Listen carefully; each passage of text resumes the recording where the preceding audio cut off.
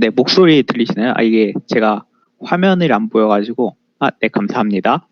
그러면 이제부터 저희 AI 컴피티션 브레이크라는 스터디를 빌더는 아니고 러너로 참여했던 제 발표를 시작하겠습니다. 저는 다른 분들의 스터디 약간 어떤 식으로 진행했고, 그래서 어떤 느낀 점 그런 거 받았는지 위주로 준비해 주셨던 것 같은데, 저는 진짜 딱 대회 참여하면서 저희가 3개월 정도 동안 이 대회를 참여하면서 어떻게 데이터 분석을 했고, 어떤 식으로 아이디어를 생각해서 그런 문제점을 하나씩 해결했고, 그리고 어떤 결과를 얻었는지 딱 대회 위주로만 초점을 맞춰서 발표를 진행하도록 하겠습니다. 발표 자료가 127페이지로 되게 긴데, 사실 뒷부분은 저희가 대회를 끝나고 그런 약간 반성하는 그런 반성 차원에서 그런 다른 사람들의 솔루션을 분석하고, 그리고 저희가 이 대회 진행하면서 어떤 아쉬움이 있었는지에 대한 내용도 좀 있거든요.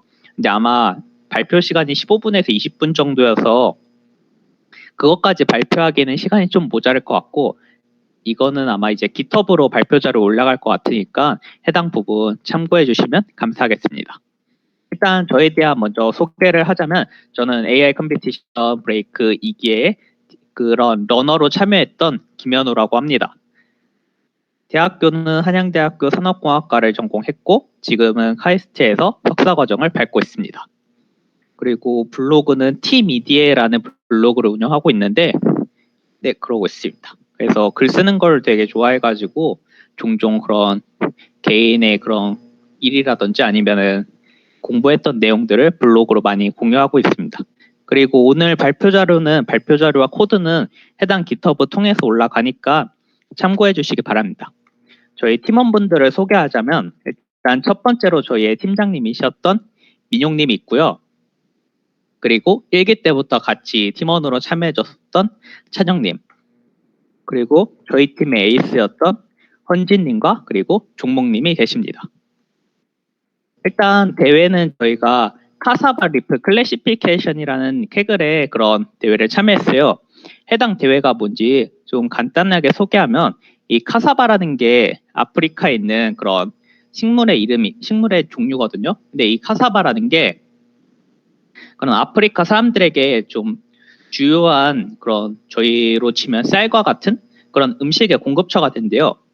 근데 이게 문제점이 있는 게, 종종 바이러스성 질병이 이렇게 침몰해가지고, 그래가지고 이런 식물들에 대해서 약간 전염병처럼 이렇게 퍼지는데, 이게 이따가 데이터 탐색 분야에서 이미지를 보여주긴 할 테지만, 다음 페이지 있군요. 이 이미지를 보면 알겠지만, 사실 눈으로 얘가 질병에 걸렸는지 걸리지 않았는지 사실 식별하는 게 되게 어렵거든요. 그래서 이거를 AI라든지 머신러닝 기법을 이용해 가지고 잘 분류를 하는 게 이번 대회의 목적이었습니다. 그래가지고 데이터 탐색한 내용부터 시작해서 저희가 이 데이터 탐색한 내용을 기반으로 어떤 식으로 아이디어를 얻었는지, 그리고 어떤 식으로 그걸 모델에 도입했는지 하나하나씩 소개하도록 하겠습니다. 일단 첫 번째로 저희가 주목했던 점은 데이터의 그런 클래스에 대한 분포가 되게 임밸런스하다는 점이었어요. 예를 들어서 헬스가 그런 질병이 걸리지 않은 상태고, 그 외 나머지 4개가 뭐 세균성이라든지 모자이크라든지 갈색 줄무늬라든지 녹색 반점이라든지 다른 그런 질병에 대한 종류를 가지고 있는데, 사실 이 그래프만 보시면 알겠지만 이 CMD라는 모자이크 질병은 되게 많은 반면, 남은 4개에 대한 질병은 되게 적은 문제가 있었습니다.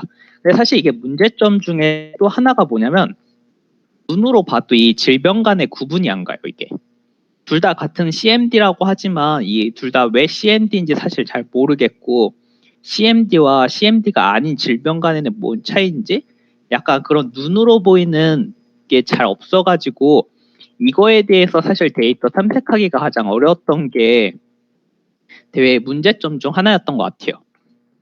그리고 두 번째 문제는, 이 식물의 이미지를 사람이 찍는 거다 보니까 되게 일관성이 없었습니다. 예를 들어서 왼쪽 같은 경우에는 하나의 식물 이파리를 되게 줌처럼 확대해서 찍은 반면, 어떤 이미지는 식물의 배경과 그리고 전체 식물의 모습이 다 포함되도록 찍힌 그런 두 가지 케이스가 나왔었고요. 그리고 이거는 저희가 임의로 테스트 이미지가 라벨이 얼마나 되는지 일일이 라벨에 대한 분포를 확인한 그런 그래프입니다. 그리고 사실 이 대회를 진행하면서 대회에 참여했던 다른 분들하고도 이야기를 나눠봤지만 제일 어려웠던 점이 라벨에 그런 잘못된 노이즈가 있었던 점입니다. 아까 말했듯이 이게 사진만 봐서는 일반인이 이게 무슨 질병인지 그리고 건강한 이미지인지 이게 구분하기도 어렵고 질병 간에도 그런 분류가 되게 어려웠었거든요. 근데 문제점은 전문가들이 보기에도 사실 이 라벨링을 전부 다 전문가가 했다라고 하는데 전문가들도 라벨링을 잘못한 게 되게 많아가지고 실제 이미지에 예를 들어서 육안으로 확인했을 때 뭐 이런 거는 아까처럼 뭐 반점도 있고 여기는 파인 것도 있는데 실제 라벨링은 해시로 돼 있는데 이게 진짜인지 아닌지 사실 구분이 모호한 게 있었거든요. 그래가지고 다른 아키텍처라고 이제 클린랩이라는 패키지가 있는데 그런 패키지로 확인했을 때 예를 들어서 이 두 개 같은 이미지는 실제 그런 데이터에 중복되게 있었던 이미지거든요. 근데 중복됐는데 누구는 라벨 4로 누구는 라벨 0으로 실제 전문가들도 이렇게 분류를 잘못한 이런 노이즈들 데이터가 있었습니다. 그래가지고 저희는 이제 아까 봤던 이 클래스 임밸런스 문제 그리고 누구는 줌이 되고 누구는 줌이 안 됐던 이런 줌과 관련된 문제 그리고 마지막으로 이런 라벨 노이즈에 대한 문제 이 세 가지를 어떤 식으로 하나씩 해결했는지에 대해서 발표를 진행하겠습니다. 일단 첫 번째로는 클래스 임밸런스에 대한 문제를 해결하기 위한 시도였는데요. 사실 딥러닝 같은 경우 데이터를 최대한 많이 그리고 많이 학습하면 학습할수록 좋은 거 다들 아시잖아요. 그래서 첫 번째로 외부 데이터를 좀 잘 활용해 보자는 저희가 생각을 가졌어요. 그래가지고 이 카사바 데이터 셋하고 최대한 비슷한 경진 대회를 찾았었는데 첫 번째로 찾았던 게 2019년도에 이 카사바 경진대회하고 동일한 경진대회가 한번 열렸었더라고요. 그래서 해당 데이터도 활용해봤고, 그리고 인클래스라고 캡을 해서 이제 그런 컴피티션을 그렇게 사람들한테 돈 주고 경진대회 여는 거 말고도 내부에서 자기들끼리 약간 그런 여는 경진대회도 있었는데 이 두 가지에서 카사바랑 동일한 그런 데이터셋이 있어가지고 그거 두 개 활용해봤었는데 사실 그 아까 첼라님이 말씀해줬던 것처럼 좀 크로스 밸리데이션 관련된 스코어를 재봤을 때는 조금 미약하게나 상승점이 있었지만 리더보드 성능에서는 조금 소폭 하락한 문제가 있었어요. 근데 이거에 대한 분석을 좀 진행해봤을 때 저희가 외부 데이터 셋 자체를 클래스 균형을 맞추기 위해서 활용했지만 이 외부 데이터에도 조금 노이즈가 있더라고요. 그래서 그런 라벨 노이즈가 더 추가돼가지고 성능에 하락했던 문제점이 있었고요. 두 번째로 사실 많이 알려진 것처럼 그 오브젝트 디텍션 분야에서 클래스 임밸런스를 해결하기 위한 로스로 포컬로스라는 게 있는데 이 포컬로스 뭔지 간단히 소개하자면 이게 잘 맞춘 데이터에 대해서는 로스를 더 낮게 주고 못 맞춘 데이터에 대해서는 로스를 더 높게 줌으로써 그런 못 맞춘 애들을 더 잘 맞추기 위한 로스 함수거든요. 그래가지고 요 포컬 로스가 이렇게 알파에 대한 비율에 따라서 이렇게 그래프가 달리 그려지는 건데 요 초록 색깔 선 보시면 알겠지만 그 이쪽 아래 텀에 있을수록 그러니까 요 프로버빌리티가 낮으면 낮을수록 로스가 훨씬 이 기울기가 더 높은 것을 이렇게 볼 수가 있어요.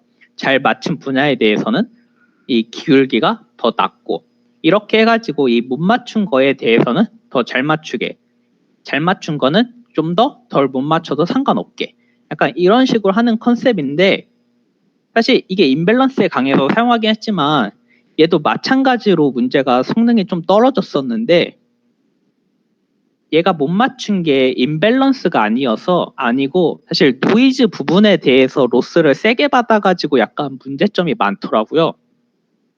그러니까 이게 못 맞춘 애들이 임밸런스여서 그렇게 잘 맞추도록 유도를 해야 되는데 임밸런스가 아니라 노이즈가 있는 애들을 잘 못 맞췄다고 모델은 판단했고 걔네를 또 잘 맞추려고 포컬 로스를 더 세게 주다 보니까 더 이제 모델이 흔들려지게 되는 그런 문제점들이 있었습니다.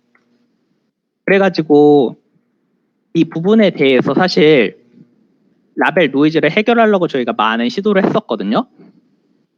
그 중에 첫 번째로 시도한 게 라벨 스무딩입니다. 사실 대회하면서 가장 많은 성능 효과를 있었고 되게 심플한 아이디어인데, 사실 저희가 크로스 엔트로피 사용할 때 라벨링을 뭐 0, 1, 0, 0, 뭐 멀티 레이블이면 0, 1, 0, 1, 뭐 이런 식으로 1과 0으로 구분하잖아요. 있으면 1, 없으면 0. 근데 이 라벨 스무딩은 이게 제 기억으로는 그 어떤 논문인지 기억은 안 나는데 어떤 논문에서 나왔었는데, 이게 라벨 스무딩이 이제 그런 1이라든지 0이라든지 그런 부분을 못 맞췄을 때 로그에 대한 그런 로스가 되게 세게 받으니까 로그 0 같은 경우 되게 미분하면 그 값이 커지잖아요. 야, 로그 0 같은 경우 값이 되게 적어지거나 그런 문제가 있잖아요. 이렇게 0 쪽으로 마이너스 무한대 쪽으로 수렴하면서.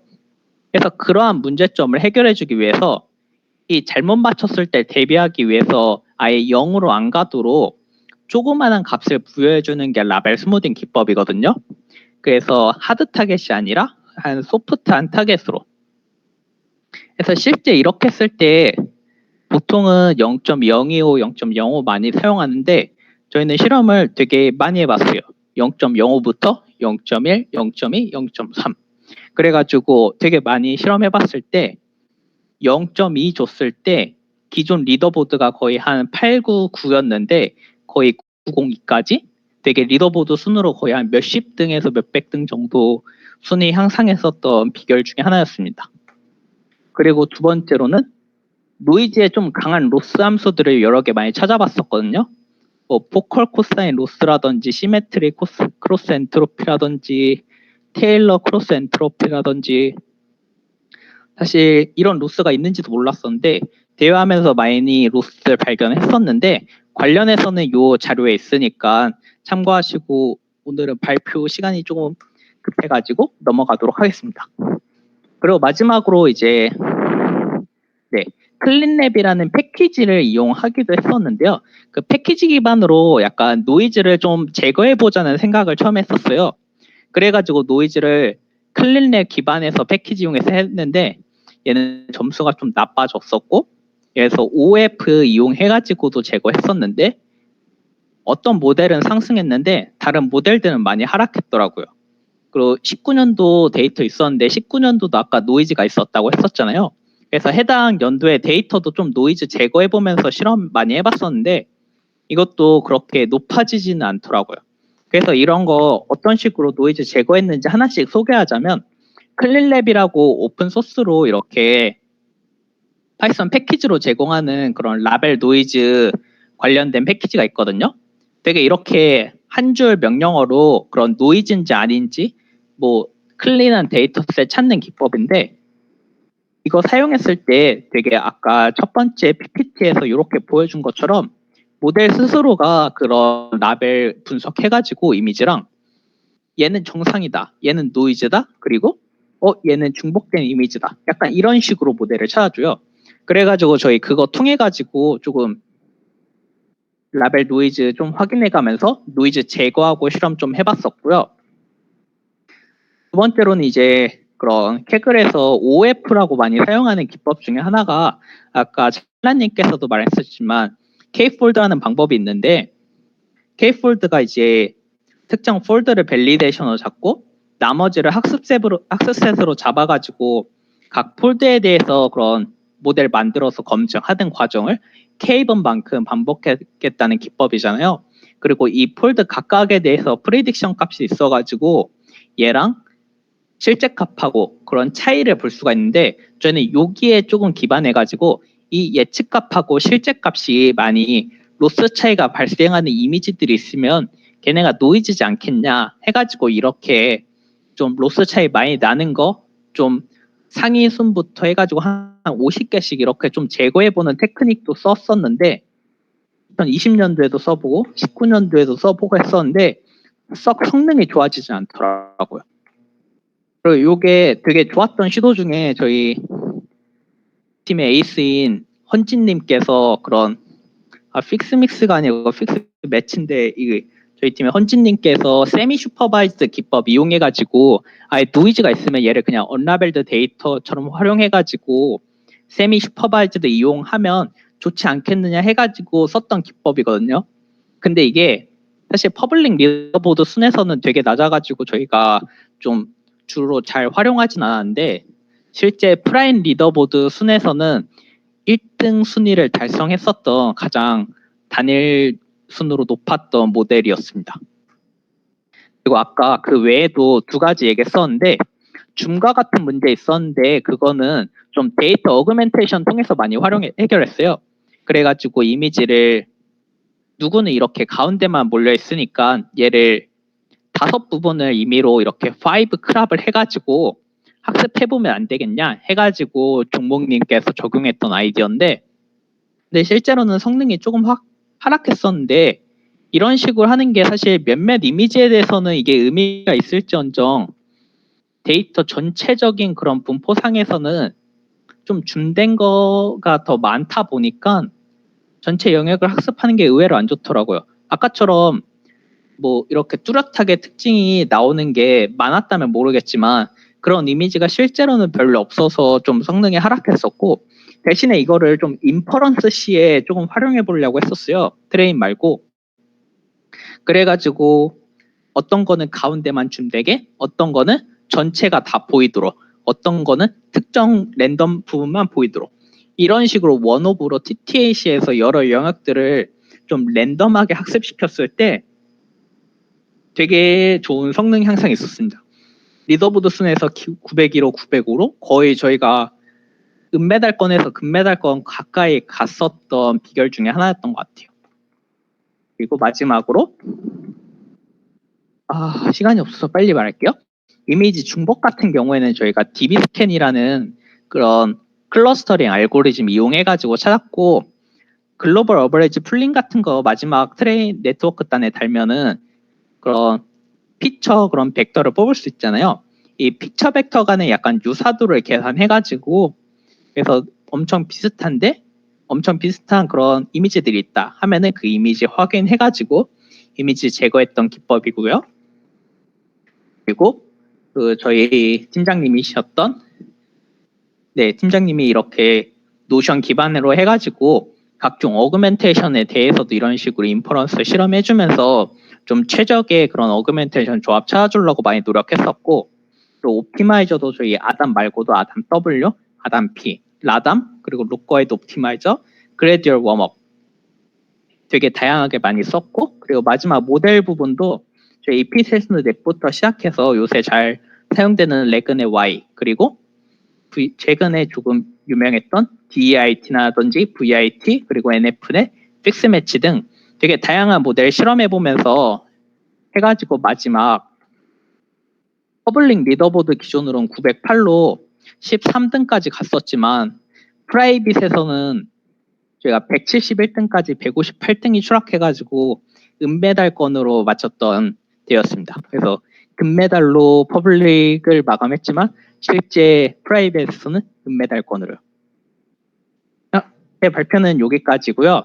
그리고 그 외에도 사실 이 발표자료 하면서 만들면서 다른 그런 캐글러들이 해당 대회 진행하면서 디스커션 했던 내용들이라든지 그리고 비슷한 대회 솔루션들 그리고 해당 대회 솔루션들 이렇게 많이 조사해놨으니까 관심 있는 분들은 깃허브 통해서 발표 자료 확인해 주시기 바라고 저희가 대회 하면서 조금 제가 배웠던 점이라든지 그리고 팀원들 간에 그런 얘기하면서 어떤 점들이 아쉬웠는지까지 이렇게 조금 얘기해보면서 정리했으니까 참고해 주시기 바랍니다. 제 발표는 여기까지고요. 혹시 질문 있으신가요?